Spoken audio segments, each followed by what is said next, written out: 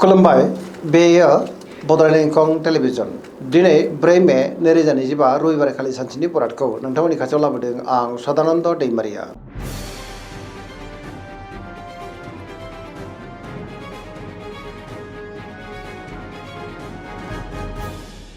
सिगां फरायनो लादों मेष राशि गिबि हांखो अ ल दिनैनि साना जोबोर मोजां जेरावबो जाफुंसारगोन सुथुरखौ दिनै गोरलैयैनो फेजेननोबो हागोन सोरजोंबा बाख्नायजानानै गोसोआ दिनै जोबोर खुसि जागोन बयजोंबो अनजागोन आरो अनसायजागोन मावनो लानाय खामानिफ्रा दिनै गोरलैयैनो मावफुंजानोबो हागौ गोसोनि साननायफ्रा मोगथाङाव जाफुंगोन देहाया दिनै मोजाङैनो थागोन रांखावरियाव मोजां होनजायो बेफार फालांगियावबो मोजां बहानिफ्रायबो हरखाबै मोजां खौरांबो फैनो हागौ गुबुननि थाखाय दिनै गोबां मोजां खामानि मावनानै होनोबो हागोन सोरबा लोगोनिफ्राय थोजासे हेफाजाब मोननो हागौ न'खराव बिमा बिफानिफ्राय अननायफोरखौ मोनगोन आरो बिसि फिसायनि गेजेराव अनलायनाया बांगोन गुबुननि गोसोखौ गोरलैयैनो बोनोबो हागोन गोसोनि बोलोआ दिनै बांनोबो हागौ लाइमोनफ्रा गावबा गावनि गोसोनि साननायफोरखौ दिनै फोरमायलायनोबो हागोन फरायसाफ्रा दिनै फरायनायाव गोसो दुंखांगोन आरो मोजां फिथाइ मोननोबो हागोन आरो पजिटिभ एनार्जिनि गोहोम गोग्लैगोन धोरोमारि बिथिङावबो गोसो दुंखांनो हागौ सरासनस्रायै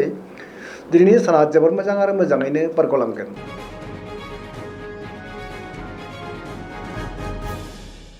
वृष राशि गिबि हांखो इ उ ब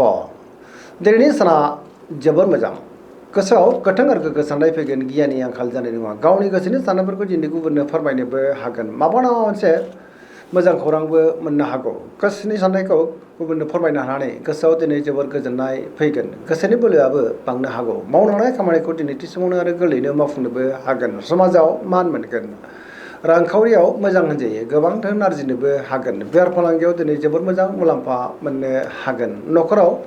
बिसि फिसायनि गेजेराव अनलायनाय फैगोन बिदा फंबायजों दिनै मोजां सोमोन्दो थागोन देहायाबो दिनै मोजाङैनो थागोन अब्लाबो नाथाय जानाय लोंनायाव सांग्रां जानांगोन लोगोफोरनिफ्राय हेफाजाब मोननोबो हागौ पजिटिभ एनार्जिनि गोहोम गोग्लैगोन।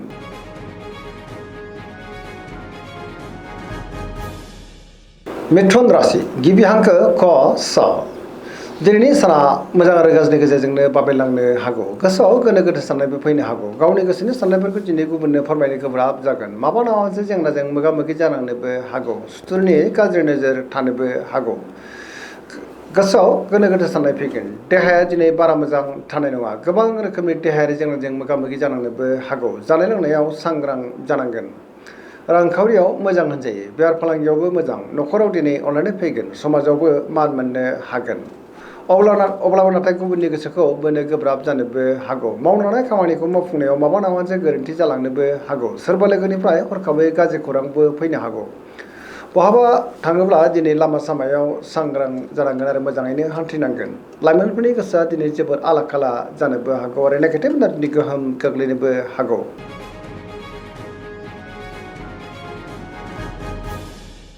कर्कट राशि गिबि हांखो ड ह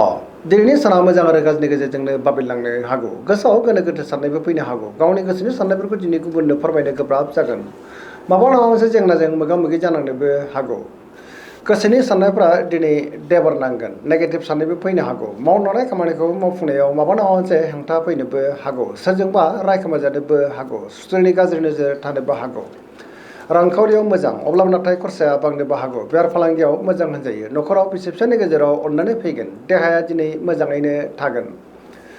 गुबुननिफ्राय थोजासे हेफाजाबबो मोननो हागौ समाजाव मान मोनगोन फरायसाफ्रा दिनै फरायनायाव गोसो दुंखांगोन आरो मोजां फिथाइ मोनगोन गुबुनजों दिनै मोजां सोमोन्दो लाखिनो गोब्राब जानोबो हागौ आरो नेगेटिभ एनार्जिनि गोहोम गोग्लैनोबो हागौ।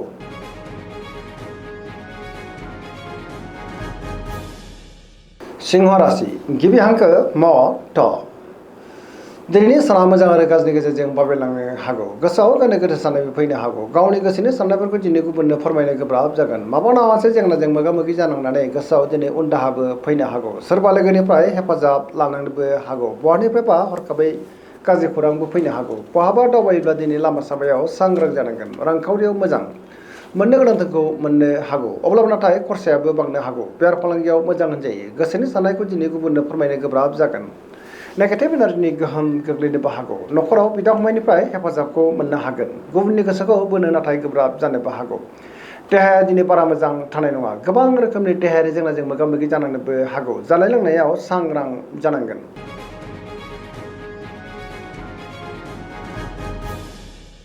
कन्या राशि गिबि हांखो प ट दिनैनि साना जोबोर मोजां होनजायो गुबुननि गोसोखौ दिनै गोरलैयैनो बोनोबो हागोन गोसोआव गोथों आरो गोग्गो साननाय फैगोन गियाननि आंखाल जानाय नङा पजिटिभ साननो रोंगोन सोरजोंबा बाख्नायजानोबो हागौ रांखावरियाव दिनै जोबोर मोजां होनजायो बेफार फालांगियाव दिनै जोबोर मोजां मुलाम्फा मोननो हागोन आरो आयाबो बांनो हागौ देहाया दिनै मोजाङैनो थागोन अब्लाबो नाथाय जानाय लोंनायाव सांग्रां जानांगोन न'खराव अननानै फैगोन बिदा फंबायनिफ्राय हेफाजाब मोननोबो हागौ सोरबा गोजाम लोगोजों दिनै बहाबा हरखाबै लोगो मोनज्लायनोबो हागौ लाइमोनफोरनि गोसोआ दिनै जोबोर खुसि जागोन आरो गावबा गावनि गोसोनि साननायफोरखौ फोरमायलायनोबो हागोन सिगांनि बबेबा आद्रा खामानिखौ मावफुंनो हानानै गोसोआव दिनै जोबोर गोजोननाय फैगोन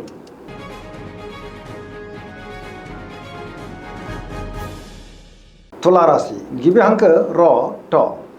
दिनैनि साना जोबोर मोजां गोसोखौ दिनै जोबोर गोजोननाय मोनगोन गोसोनि बोलोआ बांगोन गावनि गोसोनि साननायफोरखौ दिनै गुबुननो फोरमायनोबो हागोन देहाया दिनै मोजाङैनो थागोन बहाबा हान्थिनो एबा दावबायनो खाबु मोननो हागौ आरो मोजाङैनो हान्थिनोबो हागोन रांखावरियाव जोबोर मोजां होनजायो बेफार फालांगियाव दिनै जोबोर मोजां मुलाम्फा मोननोबो हागोन न'खराव बिसि फिसानि गेजेराव अननानै फैगोन समाजावबो मान मोननो हागोन गुबुननि गोसोखौ दिनै गोरलैयैनो बोनोबो हागोन लोगोफोरनिफ्राय थोजासे हेफाजाब मोननो हागौ गोदान थांखि लानो रोंगोन सेंग्रा सिख्लाफोरनि गोसोआ दिनै जोबोर रमान्टिक जागोन आरो गावबा गावनि गोसोनि साननायफोरखौ फोरमायलायनोबो हागोन फरायसाफोरा दिनै फरायनायाव गोसो दुंखांगोन आरो मोजां फिथाइ मोननोबो हागोन पजिटिभ एनार्जिनि गोहोम गोग्लैगोन सरासनस्रायै दिनै साना जोबोर मोजां आरो मोजाङैनो बारग'लांगोन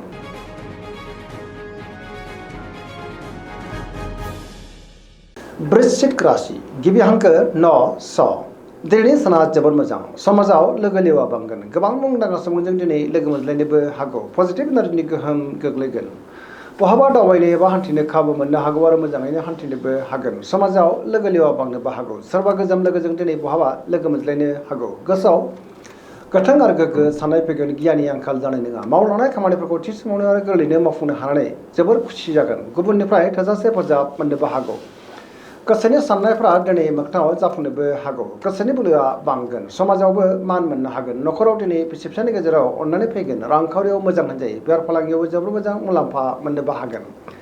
देहाया दिनै मोजाङैनो थागोन सोरबा गोजाम लोगोजों दिनै बहाबा लोगो मोनज्लायनानै गोसोआव दिनै जोबोर गोजोननाय फैगोन लाइमोनफ्रा जोबोर खुसि जागोन आरो गावबा गावनि गोसोनि साननायफोरखौ दिनै फोरमायलायनोबो हागोन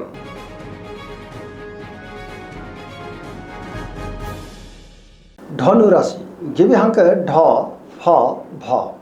दिनैनि साना जोबोर मोजां गोसोआव गोथों आरो गोग्गो साननाय फैगोन गियाननि आंखाल जानाय नङा मावनो लानाय खामानिखौ दिनै थि समावनो आरो गोरलैयैनो मावफुंनो हानानै गोसोआव जोबोर गोजोननाय फैगोन माबा नङा मोनसे मोजां खौरांबो फैनो हागौ गोसोनि साननायफ्रा दिनै मोगथाङाव जाफुंनोबो हागौ रांखावरियाव मोजां बेफार फालांगियावबो दिनै जोबोर मोजां मुलाम्फा मोननोबो हागोन सोरजोंबा बाख्नायजानो हागौ गोबां मोजां खाबुबो दिनै मोननो हागौ समाजाव बयजोंबो मान होजागोन देहाया दिनै मोजाङैनो थागोन अब्लाबो नाथाय जानाय लोंनायाव सांग्रां जानांगोन धोरोमारि बिथिङाव दिनै गोसो दुंखांनो हागौ बिदा फंबायनिफ्राय थोजासे हेफाजाबबो मोननो हागौ लाइमोनफोरनि गोसोआ दिनै जोबोर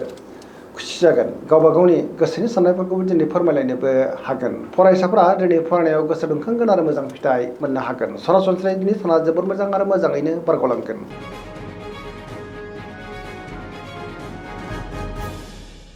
मकर राशि गिबि हांखो ख ज दिनैनि साना जोबोर मोजां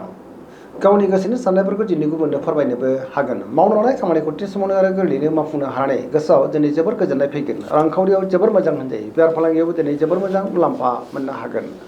गोथों आरो गोग्गो साननो रोंगोन गियाननि आंखाल जानाय नङा गुबुननि थाखाय दिनै गोबां मोजां खामानि मावनानै गोसोआव गोजोननाय फैगोन मोनफ्रोमबो खामानिखौनो दिनै गोरलैयैनो मावफुंलांनो हागोन गोदान खामानियावबो दिनै आखाइ होजेननो हागोन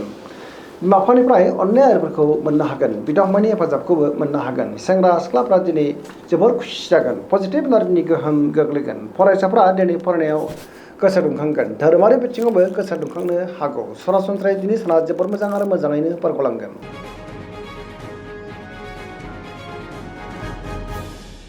कुम्भ राशि गिबि हांखो ग स दिनैनि साना जोबोर मोजां गोबां मोजां खाबु दिनै मोननो हागौ मावनो लानाय खामानिखौ थि समावनो आरो गोरलैयैनो मावफुंनो हागोन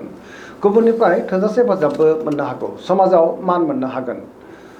रांखावरियाव दिनै जोबोर मोजां होनजायो बेफार फालांगियावबो जोबोर मोजां मुलाम्फा मोनगोन बहाबा हान्थियोब्ला दिनै जोबोर मोजां आरो मोजाङैनो हान्थिनोबो हागोन सिगांनि बबेबा आद्रा खामानियाबो दिनै मावफुंजानो हागौ सोरजोंबा बाख्नायजानो हागौ बिमाफोरनिफ्राय अननायफोरखौ मोननो हागोन गुबुननिफ्राय थोजासे हेफाजाब मोननोबो हागौ आरो पजिटिभ एनार्जिनि गोहोम गोग्लैगोन।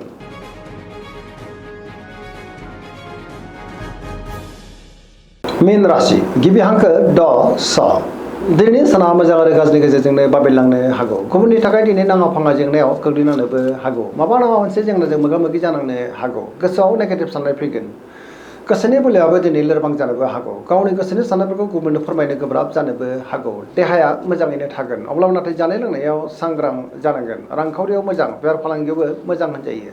सोरजोंबा रायखोमा जानोबो हागौ लाइमोनफोरनि गोसोआ दिनै जोबोर उसुखुथु जागोन आरो गावबा गावनि गोसोनि साननायफोरखौ फोरमायलायनोबो गोब्राब जानोबो हागौ